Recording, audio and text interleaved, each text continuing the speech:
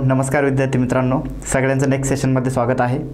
Dear students, आपण theory of structure discuss करत आहोत आणि थिअरी ऑफ स्ट्रक्चरमध्ये आत्तापर्यंत आपण जो काही आपला फर्स्ट युनिट आहे तो फर्स्ट युनिटला पूर्णपणे कंप्लीट केलेला आहे. ओके, मग फर्स्ट युनिट जो आपला होता basically that was the calculation of the direct and bending stresses in the vertical member. एक व्हर्टिकल मेंबर जो आहे तर व्हर्टिकल मेंबरवरती ज्यावेळेस आपण लोड पास करतो, आयदर तो डायरेक्ट लोड असू शकतो किंवा इसेंट्रिक लोड असू शकतो, बरोबर. तर हा लोड ज्यावेळेस तिथनं पास होत आहे तर त्याचा जो बॉटमचा क्रॉस सेक्शन आहे त्यामध्ये कशा प्रकारे स्ट्रेसेस तिथे तयार होणार आहे. मग आपण बघितलं की डायरेक्ट लोड असेल तर तिथे फक्त डायरेक्ट स्ट्रेसेस तयार होणार आहे आणि जर इसेंट्रिक लोड असेल तर डायरेक्ट प्लस बेंडिंग स्ट्रेसेस तिथे तयार होणार आहे. मग त्या कशा प्रकारे आपण कॅल्क्युलेट करू शकतो हे आपण तिथे डिस्कशन कंप्लीट केलेलं आहे. ओके, आता तिथंच आपण जर बघितलं तर डिफरंट टाईपचे जे सेक्शन आहे, डिफरंट टाईपच्या सेक्शनमध्ये सेक्शनच्या प्रॉपर्टीज आपण डिस्कस केल्या. मग तिथं कशा प्रकारे आपण मोमेंट ऑफ इनर्शिया कोणत्या ॲक्सिसच्या अबाउट घेत असतो, त्यानंतर वाय डिस्टन्स कोणत्या ॲक्सिसपासून आपण घेत असतो, या सगळ्या गोष्टी आपण तिथे डिस्कस केल्या, बरोबर. त्यानंतर डिफरंट टाईपचे जे स्ट्रक्चर आहे की ज्यावेळेस विंड लोडला सब्जेक्टेड असतात, मग विंड लोडला सब्जेक्टेड असल्यानंतर सुद्धा ह्या व्हर्टिकल मेंबर जे आहे म्हणजे बेसिकली आपण जे चिमनीविषयी डिस्कशन केलेलं आहे तर त्यामध्ये कशा प्रकारे आपण स्ट्रेसेस कॅल्क्युलेट करू शकतो हे आपण तिथे डिस्कस केलं, बरोबर. आणि त्यानंतर जो डॅम सेक्शन आहे तर डॅम सेक्शनचं पण ॲनालिसिस आपण कंप्लीट केलेलं आहे. तर बेसिकली हा जो तुमचा पहिला जो युनिट होता तो कंप्लीटली आपण पूर्णपणे तिथे डिस्कस केलेला आहे. ओके, आता बघा या सेशनपासून आपल्याला बेसिकली जो आपला सेकंड युनिट आहे स्लोप अँड डिफ्लेक्शन, तर सेकंड जो युनिट आहे त्याला आपल्याला इथं स्टार्ट करायचं आहे. ओके, आता बघा स्लोप अँड डिफ्लेक्शन हे जे दोन वर्ड्स आपण इथं यूज करतोय तर बेसिकली थ्रू आउट दी जे आपलं युनिटमध्ये डिस्कशन असणार आहे तर आपल्याला जो काही आपलं स्ट्रक्चर आहे बेसिकली आपण काय डिस्कस करत आहोत, थिअरी ऑफ स्ट्रक्चर, बरोबर. मग या स्ट्रक्चरमध्ये ज्या वेळेस डिफरंट टाईपचे डिफॉर्मेशन तिथं होणार आहे, आपण सगळ्यात सुरुवातीला बेसिक्स ऑफ स्ट्रक्चरमध्ये डिस्कस केलं होतं की स्ट्रक्चर कशा प्रकारे तिथं बेंड होणार आहे. ओके, तुम्हाला आठवत जर असेल तर बघा आपण सगळ्यात सुरुवातीला म्हटलं होतं की जो बीम मेंबर आहे तर बीम मेंबरवरती ज्यावेळेस लोडिंग ॲक्ट होतं तर या लोडिंगमुळे बीम कसा बेंड होणार आहे आणि त्यामुळे कशा प्रकारे ती फ्लेक्झरल ॲक्शन तयार होणार आहे आणि कसा तो लोडला ट्रान्सफर करणार आहे. ओके, त्यानंतर कॉलमचं बेंडिंग कशा प्रकारे होणार आहे, त्यानंतर स्लॅब कशा प्रकारे लोडला ट्रान्सफर करणार आहे, फुटिंग कसं ट्रान्सफर करणार आहे हे आपण तिथे डिस्कस केलं होतं, बरोबर. मग ज्यावेळेस हे स्ट्रक्चर जे आहे की स्ट्रक्चरमधले डिफरंट कंपोनंट तिथं डिफॉर्म होणार आहे, बेंड होणार आहे, तर हे बेंडिंग झाल्यानंतर त्याचा जो डिफॉर्म शेप आहे तर डिफॉर्म शेपचा एक पर्टिक्युलर पॉईंट आपण ज्यावेळेस बघतो तर त्या पर्टिक्युलर पॉईंटला तिथं आपण स्लोप कॅल्क्युलेट करू शकतो, म्हणजे तिथं बेंडिंग किती झालेलं आहे याचं आपण तिथे इव्हॅल्युएशन करू शकतो. आणि डिफ्लेक्शन म्हणजे त्याच्या ओरिजिनल पॉईंटपासून किती तिथं शिफ्टिंग झालेलं आहे किंवा तो जो ओरिजिनल पॉईंट होता तो आता डिफॉर्म झाल्यानंतर कोणत्या न्यू पोझिशनला शिफ्ट झालेला आहे याचे कॅल्क्युलेशन आपण बेसिकली इथं करत असतो. ओके, तर याला डिटेलमध्ये आपण डिस्कस करणारच आहोत. तर स्लोप अँड डिफ्लेक्शन या दोन टर्मिनॉलॉजी आहे. तर थ्रू आउट दी युनिट आपण जर बघितलं तर आपल्याला basically as per your syllabus तुमच्या सिलेबसनुसार फक्त आपल्याला जे काही सिम्पल बीम्स आहे म्हणजे सिम्पली सपोर्टेड बीम आणि कॅन्टिलिव्हर बीम तर या दोनच टाईपचे स्ट्रक्चर आपल्याला स्टडी करायचे आहे. की ज्यावेळेस एक सिम्पली सपोर्टेड टाईपचा बीम आहे किंवा कॅन्टिलिव्हर टाईपचा बीम आहे तर त्याच्यावरती जे डिफरंट लोडिंग्स आपण ॲक्ट करतो तर हे लोडिंग ॲक्ट केल्यामुळं त्याच्यामध्ये जे डिफॉर्मेशन होणार आहे मग त्याच्यामध्ये प्रत्येक कोणत्या पण पॉईंटला जर तुम्हाला विचारलं तर किती स्लोप तयार होणार आहे, किती डिफ्लेक्शन तयार होणार आहे हे आपण कशा प्रकारे कॅल्क्युलेट करू शकतो. तर हे सगळं डिस्कशन आपलं या चॅप्टरमध्ये असणार आहे किंवा या युनिटमध्ये असणार आहे. ओके, आणि यामध्ये बेसिकली आपण दोन म्हणण्यापेक्षा एकच मेथड आपण तिथे बेसिकली यूज करणार आहे. कारण बघा एक मेथड आहे डबल इंटिग्रेशन मेथड आणि एक आहे मॅक्युलस मेथड. तर मॅक्युलस मेथड जी आहे ॲक्च्युली डबल इंटिग्रेशन जी मेथड आहे त्याचंच मॉडिफिकेशन असणार आहे. ओके, तर त्यामुळे आपण दोन मेथड न म्हणता एकच मेथड म्हणूया की बेसिकली डबल इंटिग्रेशन मेथड आणि मॅक्युलस मेथड जी आहे तर याचा यूज करून आपल्याला काय करायचं आहे, जे काही आपण दोन टाईपचे बीम्स सांगितले, एक सिम्पली सपोर्टेड बीम आणि एक कॅन्टिलिव्हर बीम, तर या दोन टाईपच्या बीममधलं स्लोप आणि डिफ्लेक्शन आपल्याला फाइंड आउट करायचं आहे. ओके, मग त्याला आपण कसं फाइंड आउट करू शकतो तर स्टेप बाय स्टेप हे सगळं आपण डिस्कशन करणार आहे.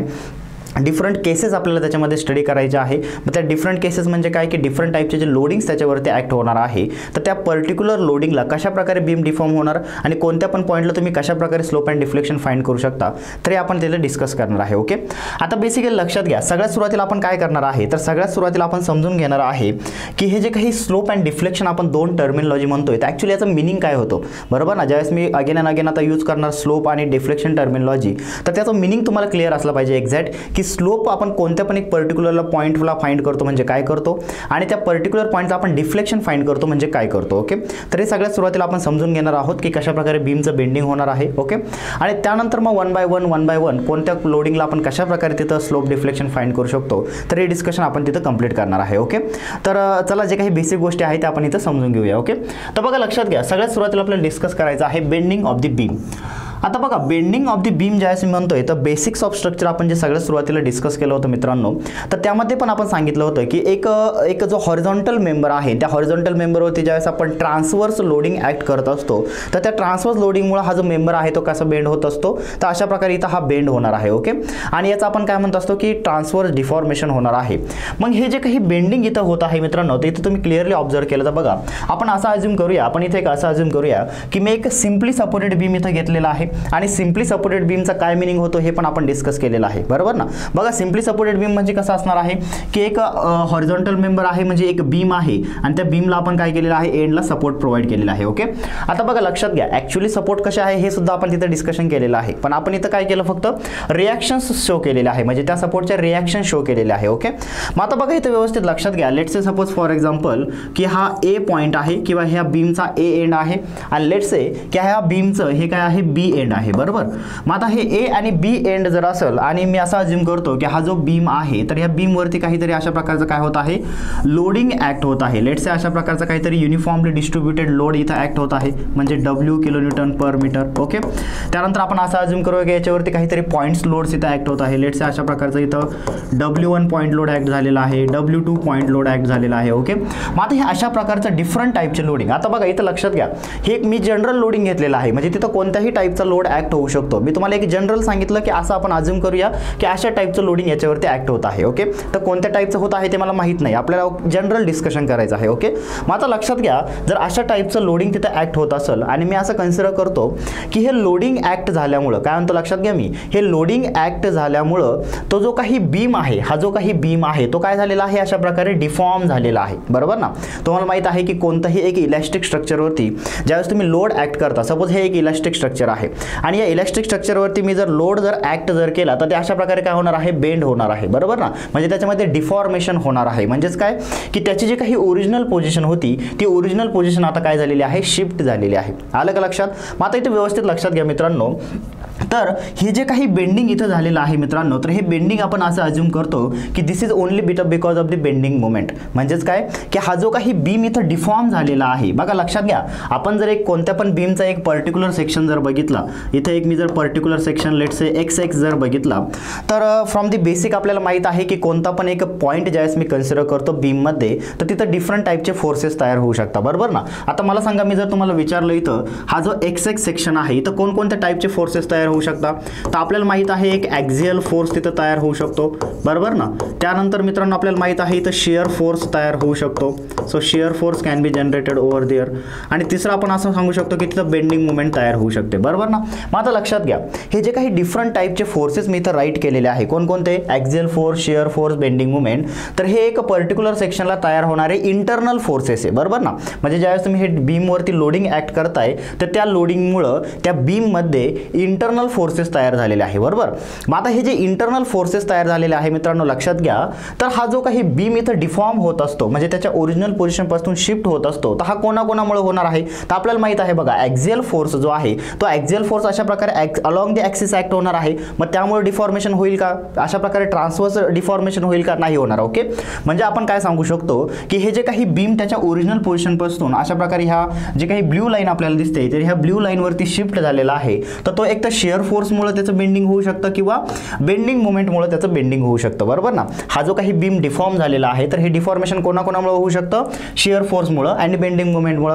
पण मित्रांनो एक गोष्ट व्यवस्थित लक्षात घ्या, आपण काय कन्सिडर करतो की शिअर फोर्समुळे जे बेंडिंग मोमेंट शिअर फोर्समुळे जो काही आपला बीम बेंड होणार आहे that will be very negligible. का, कारण हा जो शिअर फोर्स एक पर्टिक्युलर सेक्शनला ऍक्ट होतो तर त्यामुळे जे काही डिफॉर्मेशन आपल्या बीममध्ये येत असतं that will be very negligible. Okay, त्यामुळं आपण शिअर फोर्स आणि ॲक्झियल फोर्समुळे होणारं जे काही डिफॉर्मेशन आहे याला काय करत असतो, निग्लेक्ट करत असतो. मग आपण असं कन्सिडर करतो की हा जो काही बीम बेंड झालेला आहे, हा जो बीम इथं बेंड झालेला आहे हा प्युअरली कोणामुळे झालेला आहे, तर बेंडिंग मुवमेंटमुळे बेंड झालेला आहे. कोणामुळे बेंड झालेला आहे, बेंडिंग मुवमेंटमुळे. ओके, एक जनरल गोष्ट लक्षात घ्या फक्त. ओके, एक पर्टिक्युलर सेक्शनला सपोज आता मी जर इथं जर बघितलं तर या सेक्शनला काहीतरी बेंडिंग मोमेंट तयार होणार, त्यानंतर या पण पॉईंटला काहीतरी बेंडिंग मोमेंट तयार होणार, त्यानंतर इथं पण काहीतरी बेंडिंग मोमेंट तयार होणार. मग असं बीम जो आहे आपला, तर या बीमच्या प्रत्येक पॉईंटला काहीतरी काय तयार होणार आहे, बेंडिंग मोमेंट तयार होणार आहे. आणि त्या बेंडिंग मोमेंटमुळे प्रत्येक पॉईंट जो आहे हा काय झालेला आहे रे, डिफॉर्म झालेला आहे. बरोबर ना. तर हे आता बेसिक आपल्याला माहित झालेलं आहे. ओके. मग आता लक्षात घ्या, ज्यावेळेस आपण इथं again and again slope and deflection terminology use करणार आहे, तर याचा मिनिंग काय होतं व्यवस्थित लक्षात घ्या. ओके. तर बघा लक्षात घ्या मित्रांनो, हा जो आपला ओरिजिनल पोझिशन होती, कोणती ओरिजिनल पोझिशन होती, ए आणि बी ही आपली ओरिजिनल बीमची पोझिशन होती. बरोबर. आपण काय केलं, या बीम वरती काहीतरी लोड ऍक्ट केले, मग तो पॉईंट लोड असेल, त्यानंतर यूडीएल म्हणजे युनिफॉर्मली डिस्ट्रीब्युटेड लोड असेल, किंवा यूव्हीएल म्हणजे युनिफॉर्मली व्हॅरिंग लोड असेल.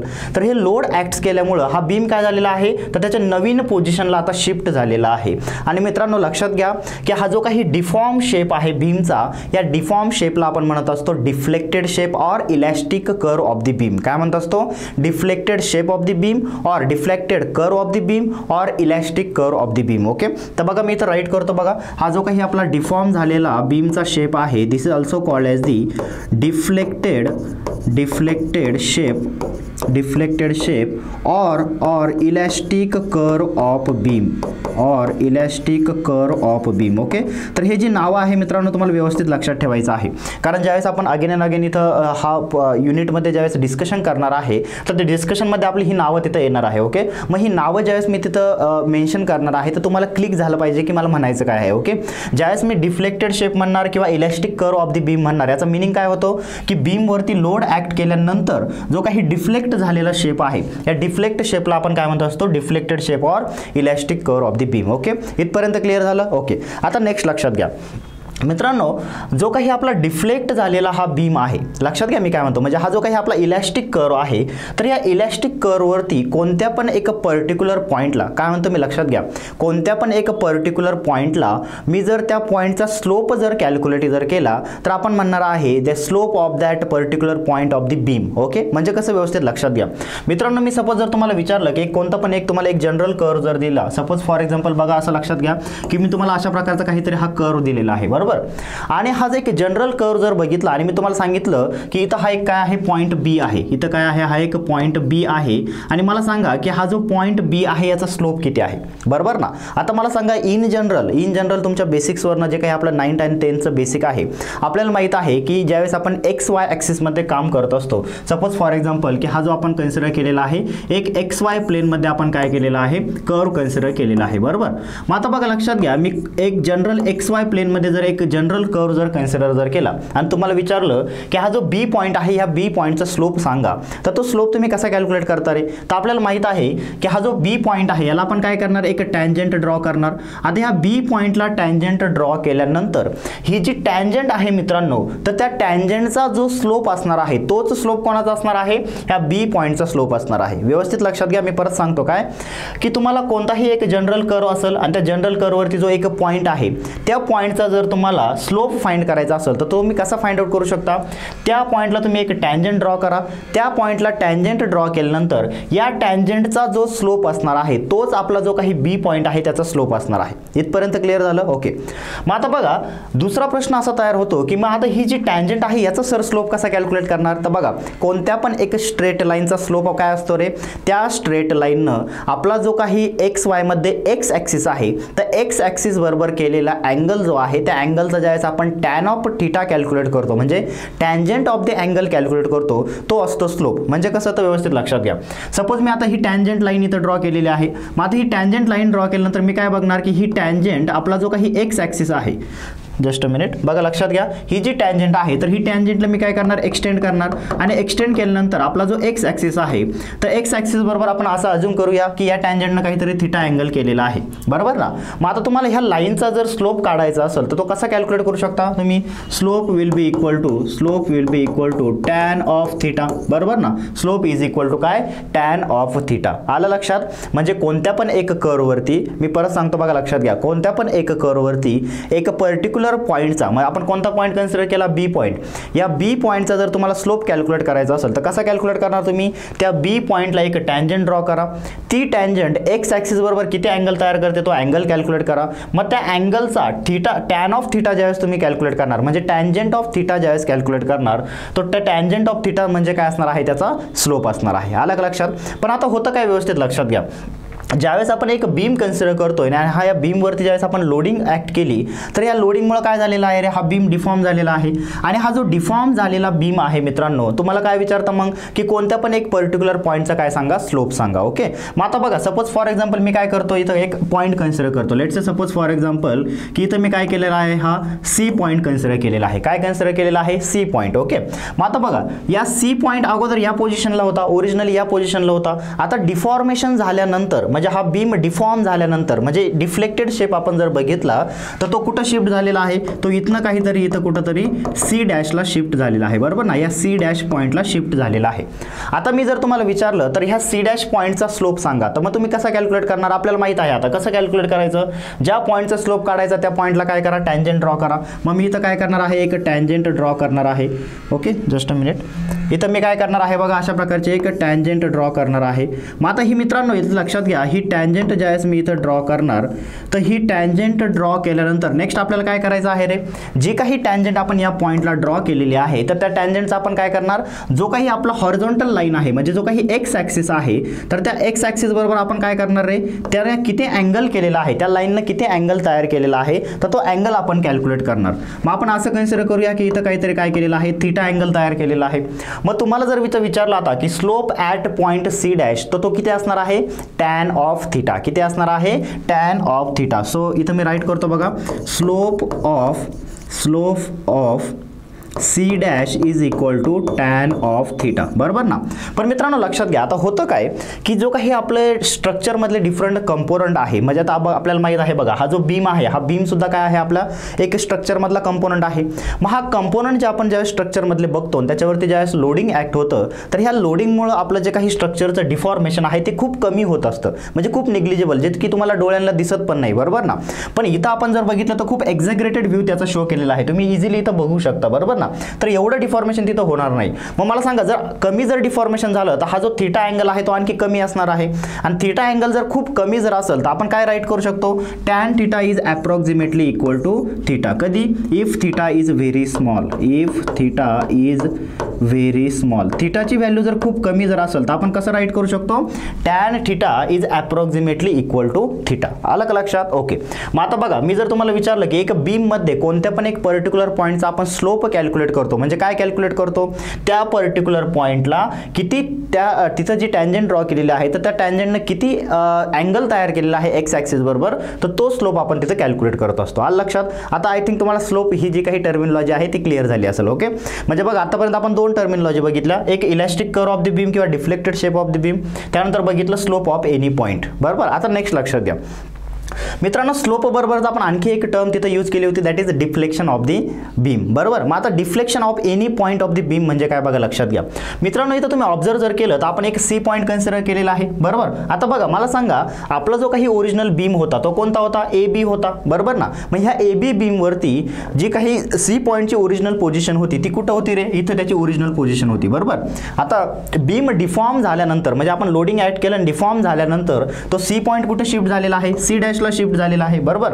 मग आता सी वरनं सी डॅशला शिफ्ट झाल्यानंतर मित्रांनो हे जे काही डिस्टन्स त्या पॉईंटनं ट्रॅव्हल केलेला आहे this is called as the deflection of the beam. त्याला काय म्हणत असतो आपण, डिफ्लेक्शन ऑफ द बीम म्हणत असतो. ओके, मग मी जर तुम्हाला विचारलं की सी पॉईंटचं किती डिफ्लेक्शन झालेलं आहे तर मी काय कॅल्क्युलेट करणार, तर हे जे काही डिस्टन्स आहे सी पासून सी डॅशचं तर हे डिस्टन्स मी कॅल्क्युलेट करणार and this distance is called as the deflection of point C. काय म्हणणार आपण त्याला, डिफ्लेक्शन ऑफ पॉईंट सी. आलं का लक्षात. ओके, आलं लक्षात. बघा परत सांगतो मी की एक बीम वरती कोणत्या पण एक पर्टिक्युलर पॉईंटला जर मला डिफ्लेक्शन फाइंड आउट करायचं असेल त्या पॉईंटचं तर मी काय करणार, त्याचा ओरिजिनल पोझिशन आणि डिफ्लेक्ट झाल्यानंतरची पोझिशन याच्यामधनं जे काही डिस्टन्स आहे ते काय असणार आहे, त्या पॉईंटचं डिफ्लेक्शन असणार आहे. आणि मित्रांनो आपण जर इथं जर बघितलं तर थ्रूआउट दी चॅप्टर म्हणजे थ्रूआउट दी युनिट डिस्कस करताना जे काही डिफ्लेक्शन आहे तर डिफ्लेक्शनला आपण कोणत्या लेटरनं डिनोट करणार आहे, तर डिफ्लेक्शनला आपण वाय लेटरनं डिनोट करणार आहे. आणि जो काही स्लोप आहे तर स्लोपला आपण कोणत्या लेटरनं डिनोट करणार आहे, तर थीटा लेटरनं डिनोट करणार आहे. आलं का लक्षात?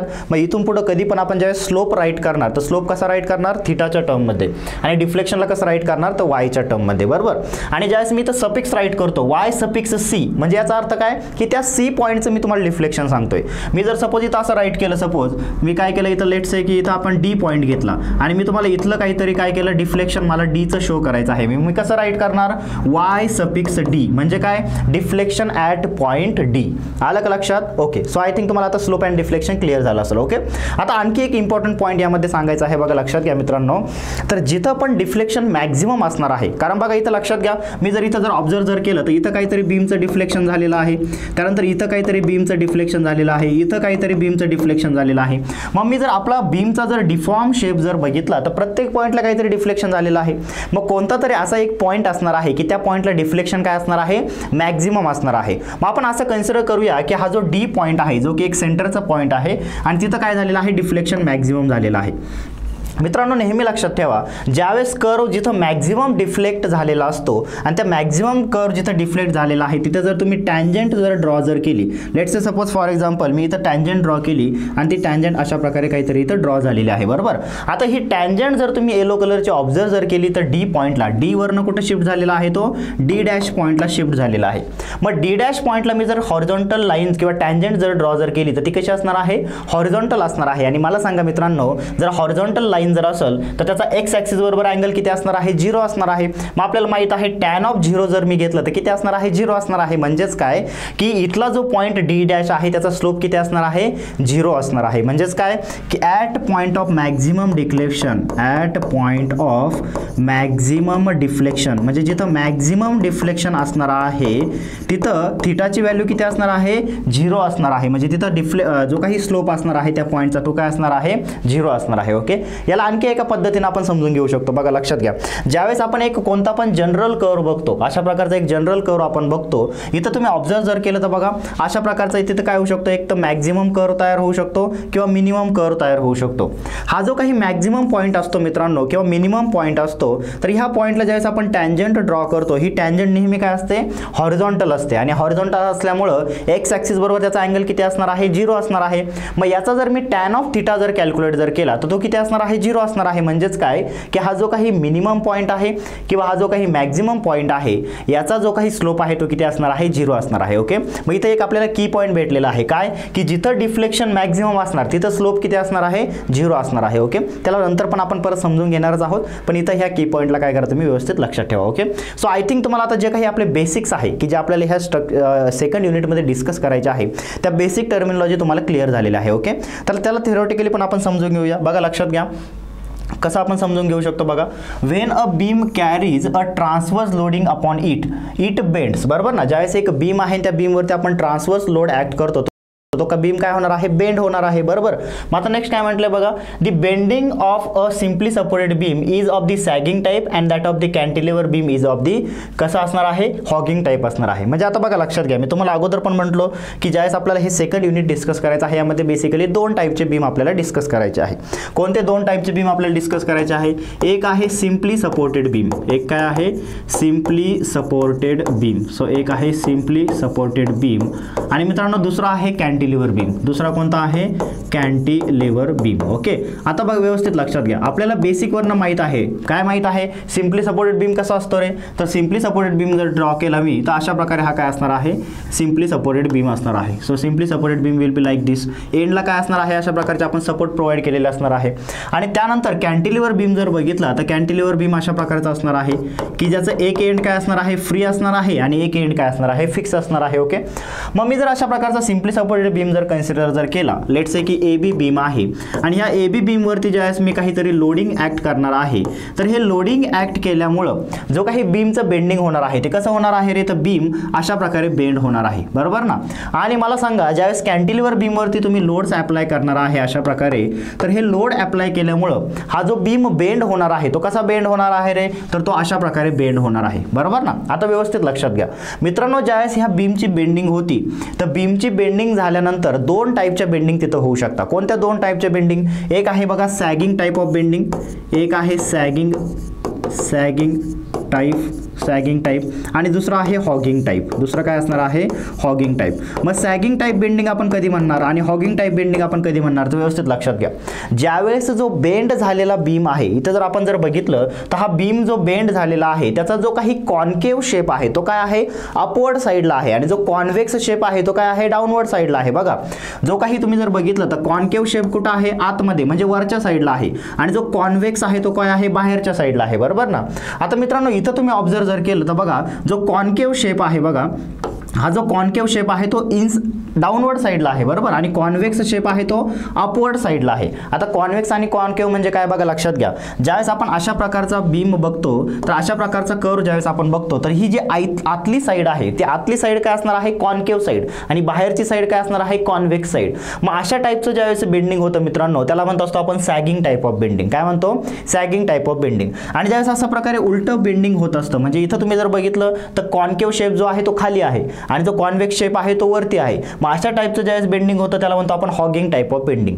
मग आता इथं तुम्ही क्लिअरली ऑब्झर्व जर केलं तर आपल्याला जे दोन टाईपचे बीम स्टडी करायचे आहे त्यामध्ये बघा sagging type simply supported beam आहे त्यामध्ये कसा बीम बेंड झालेला आहे? सॅगिंग टाईप बेंड झालेला आहे. आणि जो कॅन्टिलिव्हर बीम आहे तो कसा बेंड झालेला आहे? तर हॉगिंग टाईपचा बेंड झालेला आहे. ओके. सो आय थिंक तुम्हाला आता हे क्लिअर झालं असेल. ओके. आता नेक्स्ट बघा, नेक्स्ट काय आहे बघा, the form of the curve to which the beam will bend. म्हणजे ज्या शेप मध्ये बीम बेंड होणार आहे after the loading is called as the elastic curve or deflection curve. Okay. आपण आता सांगितलं की जो डिफॉर्म झालेला कर्व आहे त्याला आपण काय म्हणत असतो? एक तर डिफ्लेक्शन कर्व म्हणत असतो किंवा इलॅस्टिक कर्व म्हणत असतो. Okay.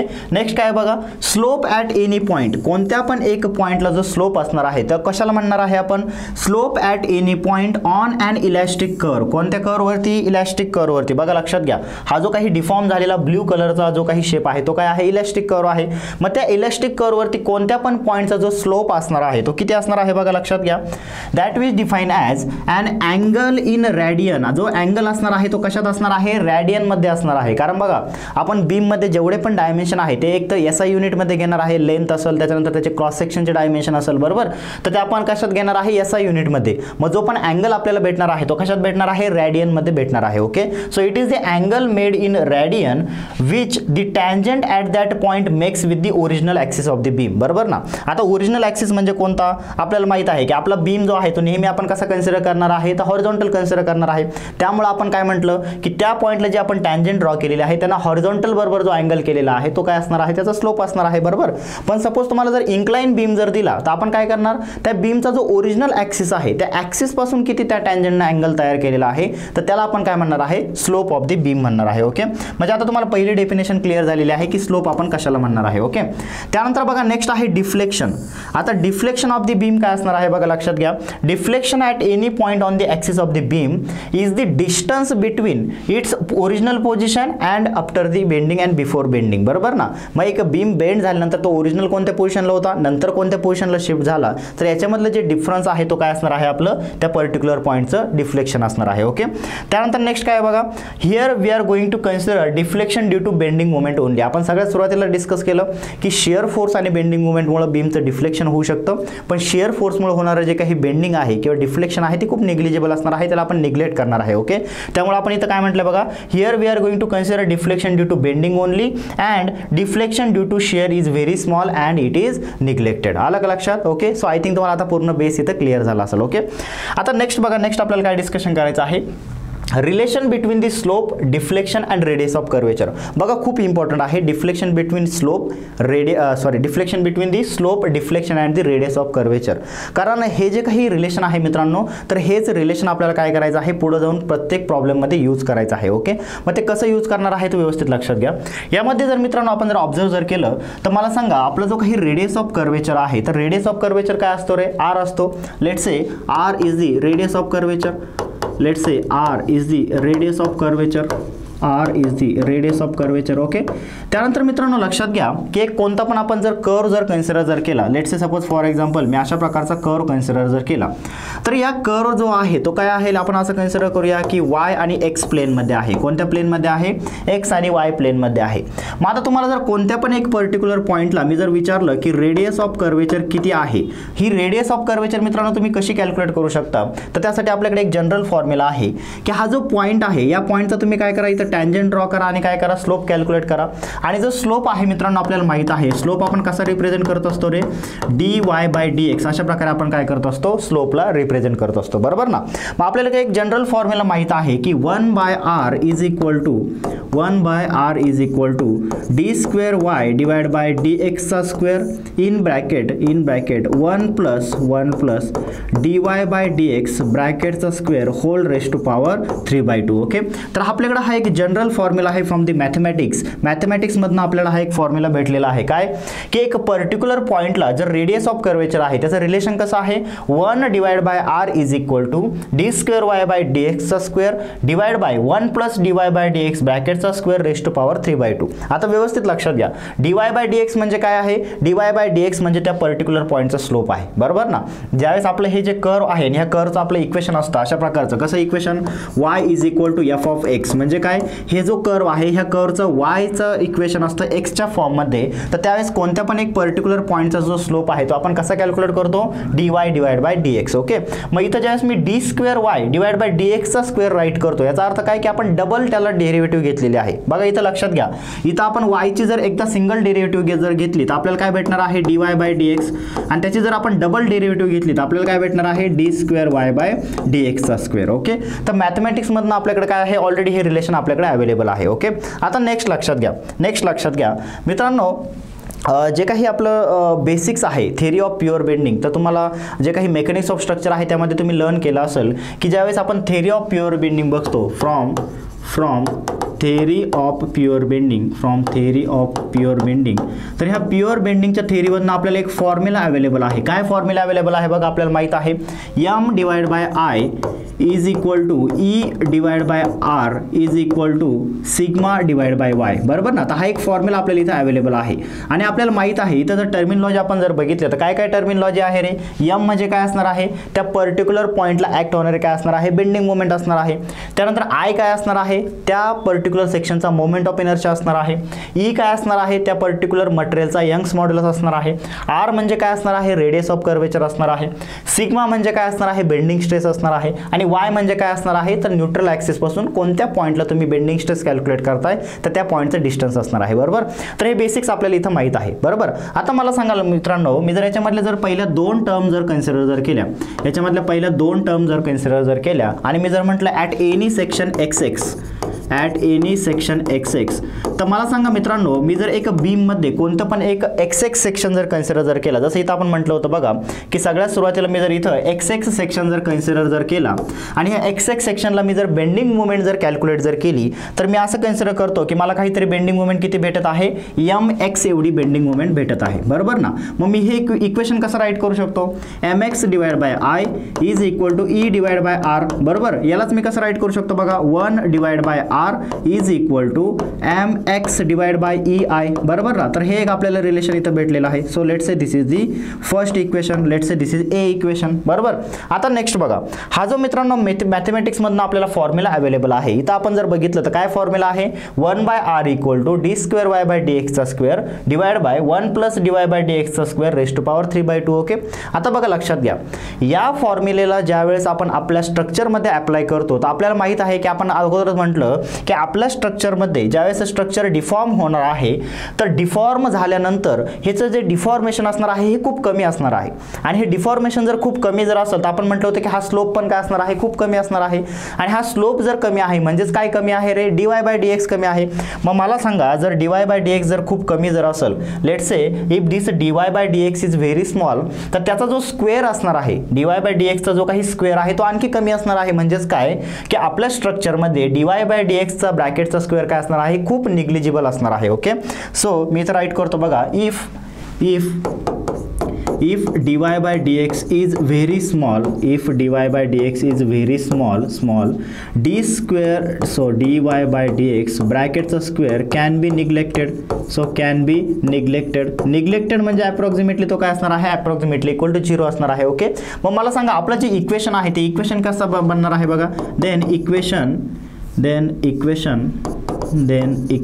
becomes then equation becomes, बघा ते इक्वेशन कसं बनणार आहे, बघा कसं बनणार आहे, 1 divide by R is equal to, बघा काय इक्वेशन आहे आपलं 1 divide by R is equal to, बघा हा D square Y by D X square जो आहे तो ॲज इट इज राहणार आहे, पण D Y by D X raise to square जो काय आहे तो 0 बनलेला आहे. मग 1 प्लस 0 म्हणजे काय 1 आणि 1 चा रेस टू पॉवर 3/2 म्हणजे काय असणार आहे 1च असणार आहे. ओके, मग त्याला मी इथं राईट करतो, बघा लक्षात घ्या. So 1 by R is equal to D square Y by D X चा square divide by 1 plus 0 raise to power 3/2. मग यालाच मी कसं राईट करू शकतो 1 by R is equal to D square Y by D X चा square. आलं का लक्षात. Let's say this is the second equation B. बरोबर, तर इक्वेशन बी आपल्याला भेटलेलं आहे. आता मित्रांनो याच्यात व्यवस्थित ऑब्झर्व करा, मी जर इक्वेशन ए आणि इक्वेशन बी जर बघितलं तर मला काय दिसतंय रे की हा जो 1 बाय आर आहे तो mx डिवाइड बाय ei च्या इक्वल आहे आणि इथं 1 बाय आर कशाच्या इक्वल आहे D square Y by D X चा स्क्वेअर. मग आता या दोघांना मी जर इक्वेट जर केलं, कारण बघा दोन्ही ठिकाणी काय आहे 1 बाय आर 1 बाय वर, या दोघांना मी जर इक्वल जर केलं तर मला काय भेटेल रे mx divide by ei is equal to D square Y divide by D X चा स्क्वेअर. बरोबर, आणि यावरनं मी काय राईट करू शकतो रे mx is equal to ei into T square Y divide by D X चा square. Okay, this is very important equation. आलं का लक्षात. तर हे इक्वेशन सगळ्यात जास्त इंपॉर्टंट असणार आहे. पूर्ण सेकंड युनिटमध्ये आपल्याला हे इक्वेशन मित्रांनो तिथं राईट करायचं आहे. ओके, आणि त्या इक्वेशनचा यूज करून आपल्याला काय करायचं आहे slope and deflection find out करायचं आहे. ते कसं करायचं काय करायचं ते नंतर आपण डिस्कशन तिथं करणारच आहे. ओके, आलं लक्षात. तर याला व्यवस्थित लक्षात ठेवायचं आहे इक्वेशनला mx is equal to ei into D square divide by D X चा स्क्वेअर. ओके, त्यानंतर बघा आता बेसिक्समध्ये आपल्याला बेसिकली ज्यावेळेस एक बीम प्युअर बेंडिंगला सब्जेक्टेड असणार आहे, म्हणजे जिथं फक्त बेंडिंग मुवमेंट ॲक्ट होत आहे, तर त्यावेळेस तिथं आपण कशा प्रकारे स्लोप अँड डिफ्लेक्शन फाइंड करू शकतो हे आपल्याला डिस्कस करायचं आहे. आणि त्यानंतर मित्रांनो आपल्याला जे काही boundary conditions of the beam आहे तर ते आपण डिस्कस करायचे आहे. ओके, तर त्याला आपण पुढच्या सेशनमध्ये डिस्कस करूया. ओके, सो थांबूया इथं, भेटूया नेक्स्ट सेशनमध्ये. Thank you very much.